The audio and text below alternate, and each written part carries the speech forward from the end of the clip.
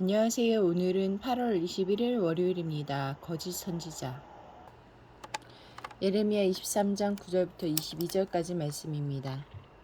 선지자들에 대한 말씀이라. 내 마음이 상하며 내 모든 뼈가 떨리며 내가 취한 사람 같으며 포도주에 잡힌 사람 같으니 이는 여호와와 그 거룩한 말씀 때문이라. 이 땅에 가늠하는 자가 가득하도다. 저주로 말미암아 땅이 슬퍼하며 광야의 초장들이 마르나니 그들의 행위가 악하고 힘쓰는 것이 정직하지 못함이로다. 여호와의 말씀이니라. 선지자와 제사장이 다 사악한지라. 내가 내 집에서도 그들의 악을 발견하였노라.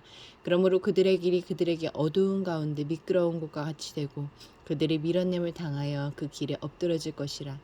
그들을 벌하는 해에 내가 그들에게 재앙을 내리리라. 여호와의 말씀이니라. 내가 사마리아 선지자들 가운데 우매함을 보았나니 그들은 바알을 의지하고 예언하여 내 백성 이스라엘을 그릇되게 하였고 내가 예루살렘 선지자들 가운데도 가증한 일을 보았나니 그들은 간음을 행하며 거짓을 말하며 악을 행하는 자의 손을 강하게 하여 사람으로 그 악에서 돌이킴이 없게 하였은즉 그들은 다 내 앞에서 소돔과 다름이 없고 그 주민은 고모라와 다름이 없느니라. 그러므로 만군의 여호와께서 선지자에 대하여 이와 같이 말씀하시니라. 보라, 내가 그들에게 쑥을 먹이며 독한 물을 마시게 하리니 이는 사악이 예루살렘 선지자로부터 나와서 온 땅에 퍼짐이라 하시니라. 만군의 여호와께서 이와 같이 말씀하시되 너희에게 예언하는 선지자들의 말을 듣지 말라. 그들은 너희에게 헛된 것을 가르치나니 그들이 말한 묵시는 자기 마음으로 말미암은 것이요 여호와의 입에서 나온 것이 아니니라. 항상 그들이 나를 멸시하는 자에게 이르기를 너희가 평안하리라. 여호와의 말씀이니라 하며 또 자기 마음이 완악한 대로 행하는 모든 사람에게 이르기를 재앙이 너희에게 임하지 아니하리라 하였느니라. 누가 여호와의 회의에 참여하며 그 말을 알아들었으며 누가 귀를 기울여 그 말을 들었느냐.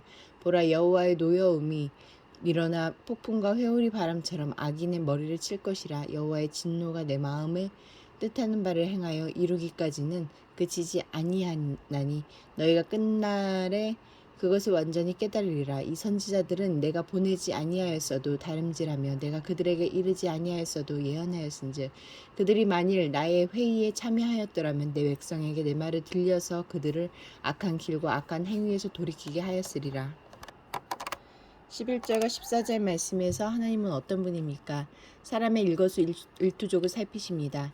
유다의 제사장이 성전에서 악을 행하는 것을 발견하셨고 선지자들이 거짓을 말하는 것을 지켜보셨습니다. 그들은 하나님의 눈에서 벗어난 듯이 살았지만 그들의 언행 중 어느 하나도 하나님의 눈길에서 벗어나지 못했습니다. 하나님을 아는 사람은 아무도 보지 않는 곳에서도 모든 것을 보시는 하나님을 의식하고 살아갑니다.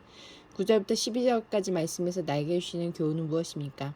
유다의 선지자와 제사장은 지도자로서 모범을 보이기는커녕 성전에서도 악을 저지를 정도로 부패했습니다. 말씀을 가르치고 백성을 하나님께로 인도해야 할 책임을 져버리고 백성을 우상 숭배와 간음, 불의와 거짓에 빠지게 만들었습니다.